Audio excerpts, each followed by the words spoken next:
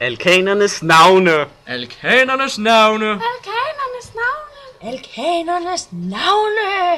Yeah! Det er simpelthen rigtig interessant, for alkanerne, det er simpelthen karbonhydrater, som kun indeholder enkeltbindinger. Awesome. Og navngivning, det for alkaner, det foregår ligesom med navngivning af alkoholer.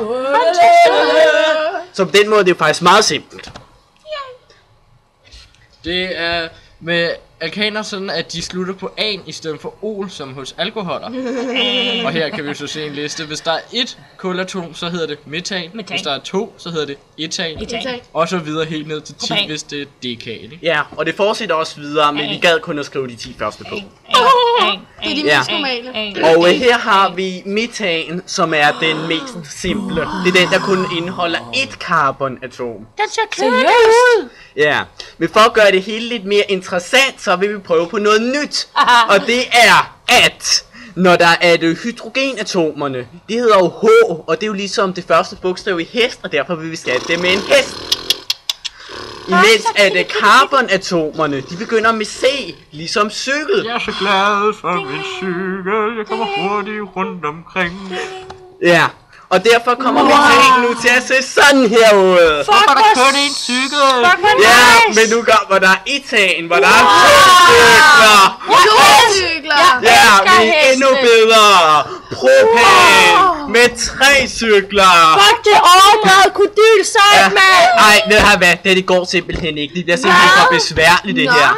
Jeg har en smartere måde at lave det hele på. Det er, at vi skriver propan på den her måde. Det er langt mere praktisk. Ej, vi kan godt lide heste og cykler. Ja, men prøv at se, hvis nu vi har sådan en stor en som denne her. Se, så det her er langt mere praktisk. Ja, den ser ret farlig ud. Ja, Det ser også meget mere akademisk. der skal rigtig mange heste til, kan man holde da kæft.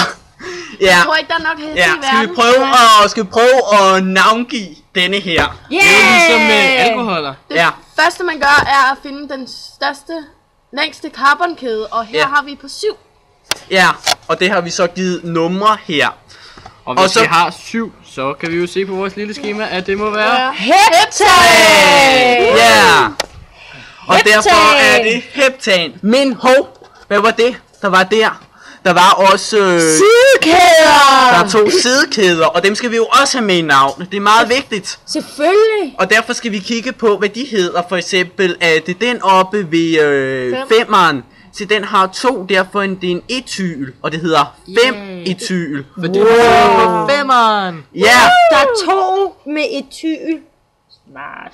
Det er fordi, der sidder et enkelt carbonatom på 2'eren. Så hedder det metyl. Ja, 2-metyl, og derfor er navnet på denne alkan, det er 5-etyl, 2-metyl, heptan! Heptan! Ja, så lykkedes det. Ja, lavet af gruppe nummer 2. Lasse! Camille! Louise! Og Mathias.